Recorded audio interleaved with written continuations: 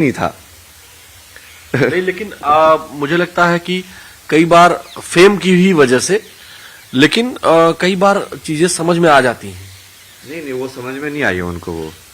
वो सिर्फ परसेप्शन की वजह से होता है कि हाँ अब ये चीज, वो पहले उनको डर लग रहा था कि ये चीज है कि नहीं है, अब उनको लग रहा है कि हाँ ये चीज तो बाकी लोग एक्सेप्ट कर रहे हैं। पहले मैं अकेला खड़ा था तो मेरे साथ नहीं खड़े थे, अब दूसरे लोग खड़े हैं तो वो भी खड़े होना चाहते हैं। तो इसमें मेरे विचार से प्रारब्ध ठीक है, मैं मान लिया।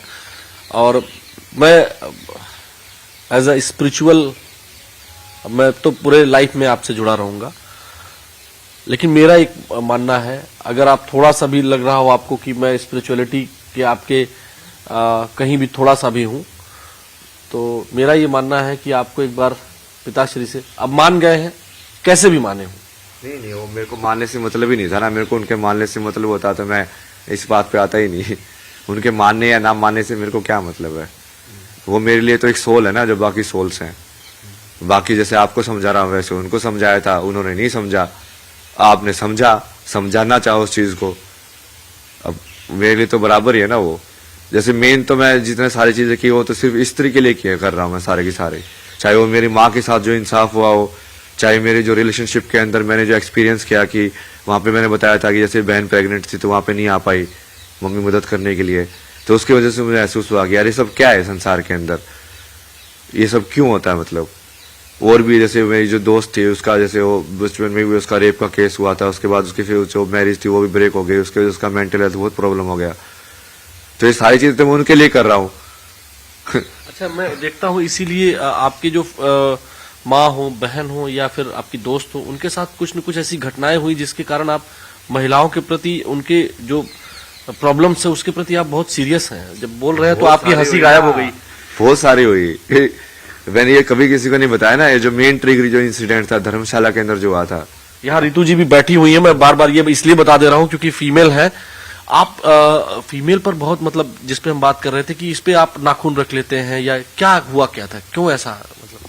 नहीं, जैसे चीजें तो मैंने बहुत बताई ना, जैसे अपनी माँ की साइड तो मैंने फिल्म भी देखी होगी आपने, वही सवाल बनाई हुई है मैंने, वो पूरा उसके ऊपर ही है, डोमेस्टिक वायलेंस के ऊपर। आप जिस पिताश्री को पिताश्री बोलते हैं ना, वो उस माँ को ना वो गोला लाठी बोलते हैं, क्योंकि एक तरीके से ऐसे पैर वैर को अरेंज करके उसको बांध के लाठी को बीच में डाल के तब मारते थे। आपने तो देखा ही नहीं ना, आप तो उनके क्रोकोडाइल वाले आंसू के ऊपर बह गए। माँ भी है ना, तभी तो।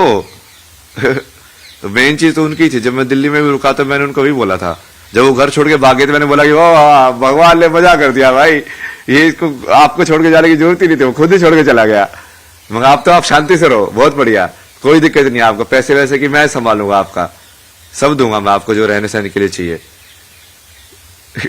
बट वो ठीक है, वो कई बार इंसान जो होता है वो इतना स्ट्रांग नहीं होता कि वो कर पाए, तो वो उन्होंने वो चीज चूज नहीं की।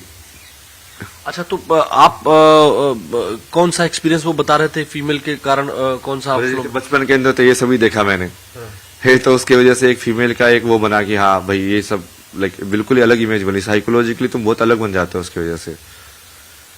फिर उसके बाद जैसे साथ में हुआ बहुत सारी चीजें हुई, लाइक मेरे पर्सनल इंसिडेंट्स भी हो, जाके मैंने रियलाइज किया कि यार जो कर रहा है वो एक्चुअली में गलत है।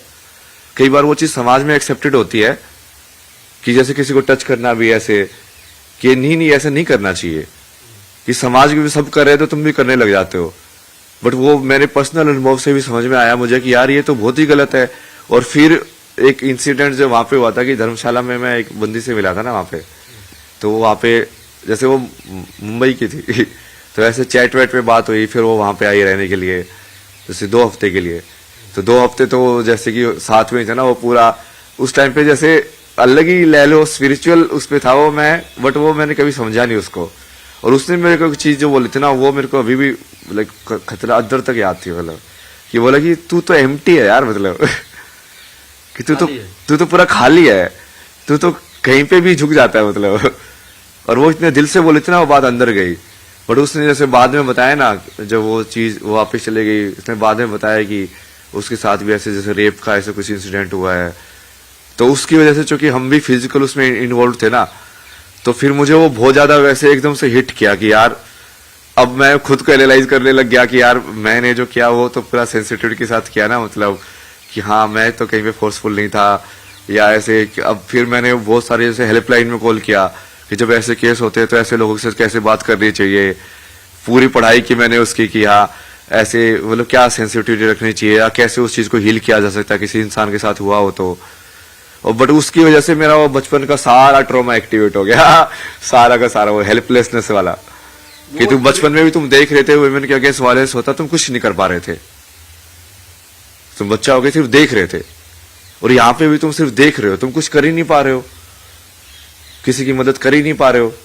और उसकी वजह से वो पूरा मतलब मुझे सिर्फ वो इंसिडेंट ही घूमता रहता था मेरे दिमाग में, वो मेन डिप्रेशन का कारण वही था, सिर्फ वही इंसिडेंट घूमता रहता था पूरे टाइम मेरे दिमाग में। कि बचपन में मैं रोक नहीं पाया, जवान हूँ, करने लायक हूँ, रोकने लायक हूँ, फिर भी कुछ कर नहीं पा रहा हूँ। तो मैं थेरेपिस्ट से यही पूछता था कि मुझे सिर्फ ये फ्रीज वाली, ये हेल्पलेस वाली फीलिंग नहीं चाहिए, मुझे चाहिए कि मेरे सामने कुछ हो रहा हो तो मेरे हाथ जाम ना हो, क्योंकि वो वैसे वाला डेवलप हो गया, वैसे वाला कैरेक्टर, इसको बताओ कि इसको तुम कैसे सोल्व करोगे।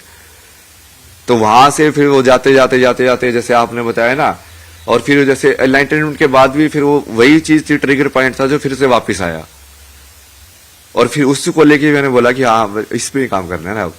तो आपको समझ में आया कि भारतीय धर्म दर्शन और आध्यात्म के अतिरिक्त कहीं भी इसका निदान नहीं है, ये समझ में आया कि वो एक्चुअली फिर मैं उसको डीप में गया कि ये प्रॉब्लम है क्या, ये कहाँ से चालू हो रही है, इसका कैसे निदान हो, मतलब क्यों हो रहा है समाज के अंदर, ये इनइक्वालिटी क्यों है, क्यों नहीं समझते हम उनको बराबर, मतलब बराबर समझना, वैसे तो भगवान समझना चाहिए, पूजा करनी चाहिए।